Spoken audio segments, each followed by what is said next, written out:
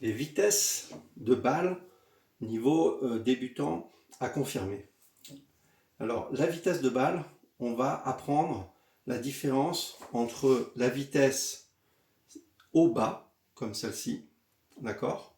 On peut l'appeler comme vous voulez, moi je l'appelle haut-bas pour faire simple, hein. Et la vitesse gauche-droite, d'accord? La première, ça sera une vitesse de déplacement sous la barre, donc haut, bas, ça sera toujours sur votre barre, que ce soit ici ou là, ça sera toujours sous votre barre, d'accord? Et l'autre, ça sera la vitesse de tir.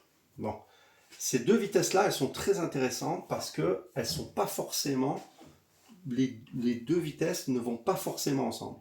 Par exemple, au demi, le plus important, c'est pas forcément la vitesse au bas, sous votre barre, puisque vous avez le contrôle et qu'on va pas venir vous chercher la balle. Par contre, la vitesse où la balle va partir, ici, là, celle-là de vitesse, elle va être très importante pour pouvoir passer. Là, ici, je suis là, et là, c'est pas grave si je suis très lent, et après, si ça passe d'un coup, ici, c'est beaucoup plus important.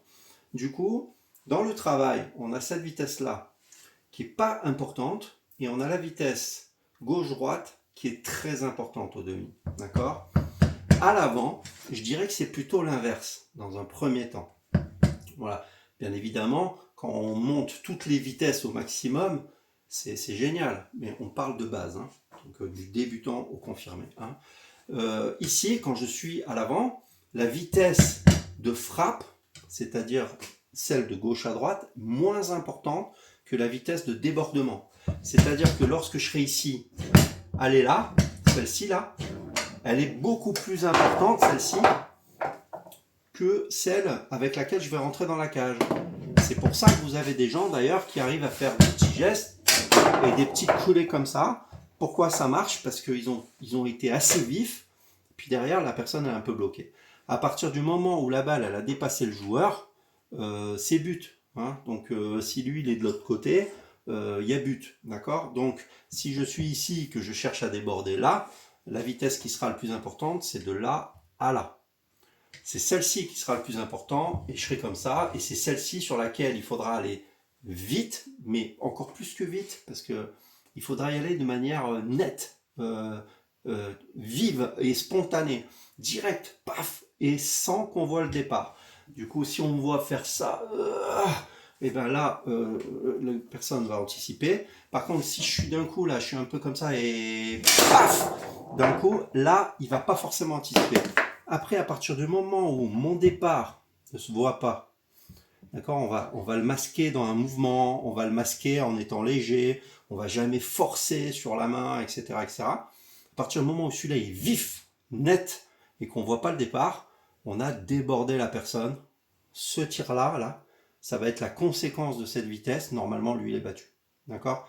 C'est évident que si on tire fort derrière, c'est encore mieux. Le snake, ça tire fort un peu tout seul. Il y a des jeux qui tirent fort, etc. Mais c'est pas le plus important. Le plus important, c'est la vitesse au bas pour pouvoir déborder. Quand vous êtes à l'arrière, ici, il y a des moments où vous utiliserez la même stratégie qu'à l'avant. Par exemple, si vous êtes ici au niveau du break, hein, c'est-à-dire que là, il est breaké, on peut aller là tranquille. Si j'y vais, ça va l'obliger à revenir là. Du coup, après, je peux breaker là tranquille.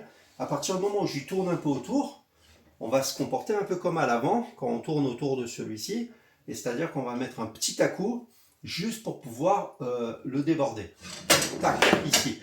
Ou de l'autre côté, s'il est comme ça, ici. Donc là, j'ai juste débordé son joueur. Maintenant, si j'ai envie de le prendre réellement de vitesse, par exemple, pour faire une passe, ici, au demi, du coup, là, je peux aller lentement, comme au demi. Là, je vais lentement, et au moment où c'est bon, hop, je passe ici. Et du coup, là, c'est cette vitesse-là qui sera plus importante. D'accord? Donc, je résume encore une fois ces deux vitesses. C'est très important.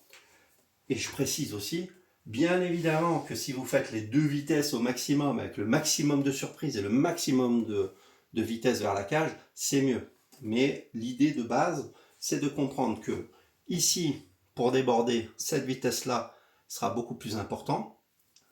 Et celle-ci, elle va être, comment dire, secondaire et elle va venir après. Au demi, c'est l'inverse. On a tout le temps ici entre les joueurs, d'accord, puisqu'on va pouvoir rester dans une zone où il n'y aura qu'un défenseur. Et du coup, c'est celle-là qui sera le plus important. Donc c'est celle-ci qui doit surgir. Et de l'arrière, on va pouvoir faire un mix des deux. Si je vais faire la passe ici, là, il faudra que cette-là, elle soit vive, parce que je vais vraiment passer sur le côté. Mais j'ai pas forcément besoin, vous voyez, s'il est là, j'ai pas forcément besoin de le déborder comme un tir. Et si jamais je veux juste aller plus loin, eh ben, je pourrais le déborder avec un gros impact comme ça. Voilà. Et bien entendu qu'à l'arrière aussi, si je vais à la fois net, vite et précis, eh ben, du coup, c'est parfait. D'accord. Mais c'est important de pouvoir dissocier ces vitesses-là.